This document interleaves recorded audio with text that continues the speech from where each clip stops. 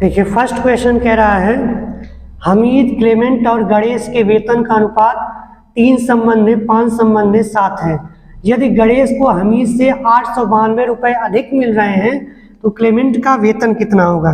ठीक है, चलिए यहाँ पे हमीद को हम मान रहे हैं कि यच है, ठीक है, यच, और क्लेमेंट को के से और गणेश को कितना मान रहे हैं जी से। तो इन दोनों का जो वेतन है, इन दोनों के वेतन में यानी कि हमीद, क्लेमेंट और गणेश के वेतन में जो रेशियो आपका है वो कितना है, 3:5 है। ठीक है, तो अब आपसे आगे बोला जा रहा है कि यदि गणेश को हमीद से 892 रुपये अधिक मिल रहे हैं तो आपको क्लेमेंट का वेतन बताना है। यानी कि किसी तरह आपको यहाँ से 1 यूनिट की वैल्यू अगर पता चल जाए तो आप समान आसानी से लगा सकते हैं। देखिए रेशियो में हमीद और गणेश के बीच कितना डिफरेंस है, हमीद और गणेश के बीच यहाँ पर कितने का डिफरेंस है, 4 यूनिट का डिफरेंस है। और यही वेतन में जो रियल डिफरेंस कितना दिखा रहा है, 892 दिखा रहा है। ठीक है, तो क्या आप यहाँ से 1 यूनिट की वैल्यू निकाल सकते हैं। 1 यूनिट की वैल्यू निकालेंगे कितना आ जाएगा, 4 दूना 8 और यहाँ पर 4 दूना 8 और 4 तीन 12, यानी कि 1 यूनिट की वैल्यू कितनी आ जाएगी, 223 रुपये। अब आपसे बोला जा रहा है क्लेमेंट का बताइए कितना है, तो क्लेमेंट का रेशियो कितना बना रहा है, 5। यानी कि यहाँ से क्लेमेंट यानी के का मतलब क्लेमेंट की जो आय हो जाएगी यानी कि जो वेतन हो जाएगा वो कितना हो जाएगा, 5 गुणे 223 गुणा कर लेंगे कितना आ जाएगा, 5 तिया 15, 5 दूना 10 एक 11 और 5 दूना 10 एक 11, यानी कि 1115 रुपये किसका वेतन आ जाएगा, क्लेमेंट का। ठीक है, नेक्स्ट क्वेश्चन देखिए। नेक्स्ट क्वेश्चन आपको जोड़, एक डेसिमल का जोड़ दिया हुआ है 15.73 प्लस 13.25 प्लस 16.73 माइनस 28.64 बराबर 3 गुणे क्वेश्चन मार्क दिया हुआ है। तो क्वेश्चन मार्क की जगह आप x मान सकते हैं, कोई दिक्कत नहीं। ठीक है, अब देखिए इस सब को कैसे सॉल्व करेंगे। आप चाहते हैं तो सीरीज वाइज सॉल्व कर लीजिए, लेकिन हम देखिए आपको प्रोसेस बताते हैं आपको कैसे करना। देखिए 5 थी, पहले यूनिट डिजिट को जोड़ना शुरू करिए, पर क्योंकि यहाँ पे डेसिमल तो क्या है, सेम वैल्यू पर है, कोई दिक्कत नहीं है। तो 5 3 8, 8 3 11, 11 में से 4 जाएगा कितना बचेगा, तो आप कहेंगे गुरुजी यहाँ पर बच जाएगा 7। ठीक है, इसके बाद सेकेंड डिजिट पर आइए, 7 2 9 और 9 7 16 और 16 में से 6 जाएगा तो कितना बचेगा, 16 में से जब 6 जाएगा तो आपको देखिए 0, यानी कि एक कैरी बच जा रही है। अब कैरी देखिए कहाँ पर ऐड होगा, आगे जाकर ऐड होगा, ध्यान रखिएगा इस बात को।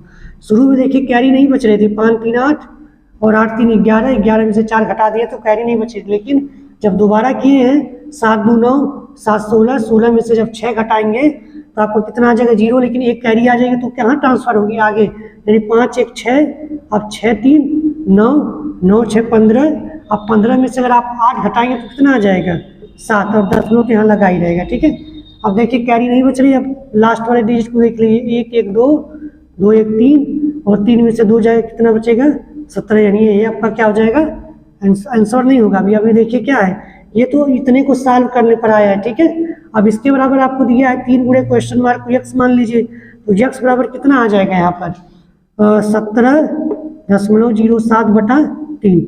इसको भाग दे लीजिए तो कितना हो जाएगा, 3 5 15 और 20, फिर उसके बाद 3 6 18, 2 यानी कि 3 9 27, लेकिन डेसिमल कितने पॉइंट पर लगा, 2 पर, यानी कि यहाँ पर आपका डेसिमल नहीं, x की वैल्यू कितनी आ जाएगी, 5.69 आपका आंसर हो जाएगा। ठीक है, नेक्स्ट क्वेश्चन देखते हैं।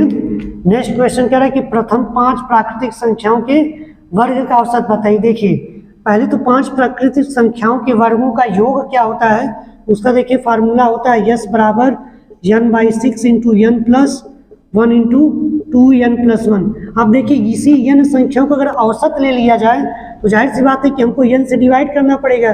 तो इसी योग में जब हम n से डिवाइड करते हैं, देखिए n कैंसिल हो जाएगा, तो n प्राकृतिक संख्याओं के वर्गों का औसत यानी एवरेज कितना निकल कर आ जाएगा, 1/6 n into n+1 n+1 into 2n+1, इतना आपका हो जाएगा। इसी से बना हुआ है। अगर यहाँ पर n संख्याओं का योग दिया तो औसत में बदलना, तो इसका मतलब n से क्या करना पड़ेगा, डिवाइड करेंगे तो एवरेज का डायरेक्ट फार्मूला इतना आ जाएगा। और आपको पता है कि 5 प्रथम का निकालना है, प्रथम 5 का, यानी कि n की जगह आपको क्या रखना है, 5। तो यहाँ पर कितना हो जाएगा 2 गुणे 5 प्लस 1, इसको सॉल्व कर लीजिए। 1/6 गुणे 6 गुणे 2 5 10 1 11, यानी 6 से 6 काट देंगे, कितना आ जाएगा 11, यानी आंसर आपका कितना आएगा 11। नेक्स्ट क्वेश्चन देखते हैं। नेक्स्ट क्वेश्चन कह रहा है कि एक समबाहु त्रिभुज का परिमाप 48 सेंटीमीटर है, तो इसका क्षेत्रफल बताइए, वो भी सेंटीमीटर स्क्वायर में। तो समबाहु त्रिभुज कैसा त्रिभुज होता है जिसकी सभी भुजाएं क्या होती है, बराबर होती है, कोण भी बराबर होता है। और परिमाप का मतलब क्या होता है, सभी अलग जो किनारे किनारे की साइड होती है सबको जोड़ दिया जाता है। अगर त्रिभुज के समबाहु त्रिभुज के एक भुजा का मान अगर हम x मान लेते हैं तो सब परिमाप कितना आ जाएगा, 3x ही आएगा। यानी कि 3x बराबर कितना दिया 48, तो x बराबर यहाँ से इसको काट देंगे तो 16 की 48, यानी कि x बराबर कितना आ जाएगा 16 सेंटीमीटर। अब आपको फार्मूला याद रखना होगा, जो क्षेत्रफल का फार्मूला होता है समबाहु त्रिभुज का क्या होता है, तो अगर भुजा को हम x मान रहे हैं तो x का स्क्वायर √3/4, ठीक है। और x का वैल्यू यहाँ पे 16 है, x का स्क्वायर यानी कि 16 को 2 बार लिखेंगे और करने में 3/4, यहाँ से 4 से कैंसिल करेंगे तो 4 बार कट जाएगा, यानी कि 16 × 4 = 64, यानी आंसर आपका क्या आ जाएगा 64 करने में 3 सेंटीमीटर आपका आंसर हो जाएगा। नेक्स्ट क्वेश्चन देखते हैं। नेक्स्ट क्वेश्चन कह रहा है A संबंधी B संबंधी C बराबर 3 संबंधी 4 संबंधी 8, यानी कि सवाल में A/B/C = 3/4/8 दिया हुआ है और साथ में दिया हुआ है A + B + C बराबर 2565। तो आपको A की वैल्यू बतानी। देखिए जब भी रेशियो मिलता है तो रेशियो को आप यूनिट में कन्वर्ट कर लीजिए। देखिए 4 3 7 8 7 15, यानी कि 15 यूनिट की वैल्यू, यही सबको जोड़ा जा रहा है ना, तो रेशियो में यूनिट का जोड़ और रियल संख्या में यूनिट का जोड़ दोनों सेम ही होता है, ठीक है। यानी कि यहाँ से 15 यूनिट की वैल्यू रियल में आपको कितना दिया हुआ है 2565 दिया। क्या यहाँ से 1 यूनिट की वैल्यू आप निकाल सकते हैं? 1 यूनिट की वैल्यू निकालने के लिए क्या करना पड़ेगा, 15 से भाग करना पड़ेगा। 15 से यहाँ से काटेंगे तो कितनी बार में जाएगा, 1 बार, फिर हो जाएगा आपका 106, यानी कि 15 7 105, तो 1 फिर बच जाएगा, तो फिर 1 बार में जाएगा, तो 1 यूनिट की वैल्यू कितनी आ गई 171। लेकिन बोला सवाल में A की वैल्यू बताइए। जरा देखिए A क्या कितना यूनिट बना रहा है, कितना भाग में यूनिट बना रहा है, तो 3 भाग यूनिट बना रहा है, यानी कि यहाँ से A की वैल्यू कितनी आ जाएगी 3 × 171, गुणा कर लीजिए, 3 एकम 3 3 7 21 और 3 एकम 3 गुना 5 यानी 513 आपका आंसर हो जाएगा, ठीक है।